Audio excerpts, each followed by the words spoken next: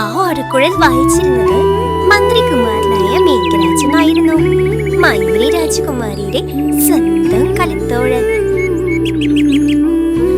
രാജകുമാരി ഓടിച്ചെന്ന് കുമാരന്റെ അടുത്തിരുന്നു. അപ്പോഴാണ് കാട്ടിലെ സ്വർണ്ണ നിറമുള്ള മയിലിനെ പറ്റി കുമാരൻ പറഞ്ഞത്. അതിനെ കാണാൻ കുമാരിക്ക് വല്ലാത്ത ആശയായി. എന്നാൽ രാജാവും രാജ്ഞിയും അതിന് സമ്മതിച്ചില്ല.